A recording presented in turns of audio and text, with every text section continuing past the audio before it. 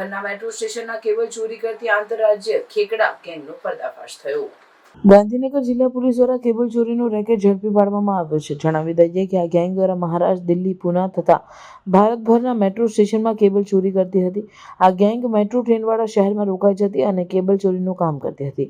Gandhinagar crime બ્રાન્ચે કુલ 4 ઇસમોને ઝડપી પાડ્યા છે। ગાંધીનગર ક્રાઇમ બ્રાન્ચે કેબલ ચોરીના કુલ 35 જેટલા ગુના ડિટેક્ટ કર્યા। ખાસ વાત તો એ કે આરોપીઓએ ચોરીનો મુદ્દામાલ છુપાવવા કલોલમાં એક મકાન ભાડે રાખ્યું। કોબા મેટ્રો સ્ટેશન નજીકથી ચોરેલ કેબલની અંદાજિત કિંમત 18 લાખ જેટલી હતી।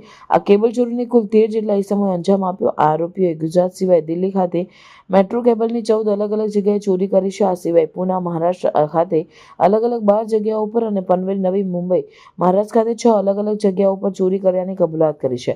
તદુપરાંત ભોપાલ અને ઇન્દોરમાં પણ આ વિધર્મીઓએ ગુના આચરેલ છે। ગાંધીનગરમાં મેટ્રો ટ્રેનના સ્ટેશનો પરથી કોપર વાયર અને અન્ય વિસ્તાર સહિતનો સામાન ચોરતી આ આંતરરાજ્ય ગેંગનો છેવટે પર્દાફાશ થયો છે। આ ગેંગે ગાંધીનગર અને અમદાવાદના મેટ્રો સ્ટેશનોમાં ચોરીની ઘટનાઓને અંજામ આપ્યો હતો।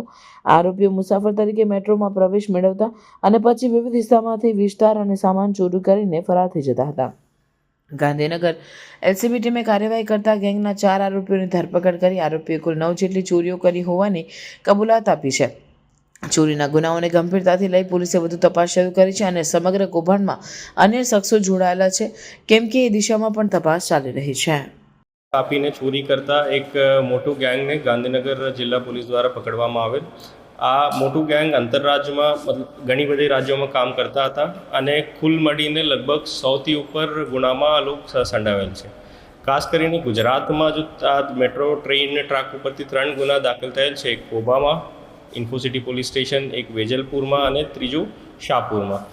આ ત્રણેય ગુના ગેંગ દ્વારા કરવામાં આવેલ અને એની અલાવા લગભગ દિલ્હીમાં 14 ગુના, પુણેમાં 12 ગુના, બોમ્બે પનવેલમાં 6 ગુના, એના અલાવા ભોપાલ અને ઇન્દોરમાં પણ એની ગુના દાખલ કરવામાં આવેલ છે અને કુલ મળીને અત્યાર સુધી પોલીસ પાસે 35 ગુનાની ઇન્ફોર્મેશન આવેલ છે અને ઘણી બધા હજુ નીકળવાની શક્યતા છે અને કુલ મળીને 100ની આસપાસ ગુના ડિટેક્ટ થશે। આમાં એક ટીમ દિલ્હી દ્વારા પણ મોકલવામાં આવેલ છે। એ ટીમ પણ પૂછપરછ ચાલુ છે। એની પાસે લગભગ 101 અનડિટેક્ટ એફઆઈઆર છે, તો એનીમાંથી ઘણી બધા ગુના આમાં ડિટેક્ટ થવાની શક્યતા છે।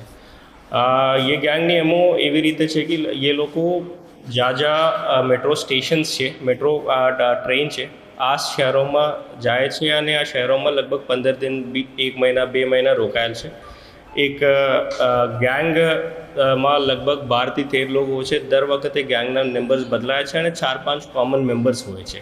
આ 4-5 મેમ્બર્સ ગેંગ ઓપરેટ કરતા હોય છે અને એ બાકી મજદૂર આવે છે ગુના કરતાં પહેલાં, ગુના કરીને પછી મુદ્દામાલ લઈને વાપસ જતા રહે છે।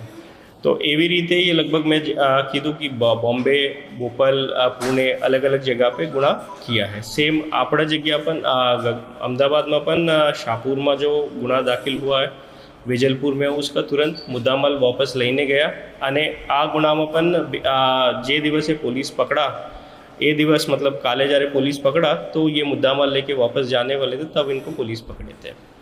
इसमें मेन काम करने वाले LCB 1 PSI दिवानसी वाला, हार्दिक परमार, फिर J Gadhvi, NV Chaudhary and Gandhinagar DYSP Divya प्रकाश गोयल का मेन रोल था और उनका टीम ने काफ़ी अच्छा काम किया है।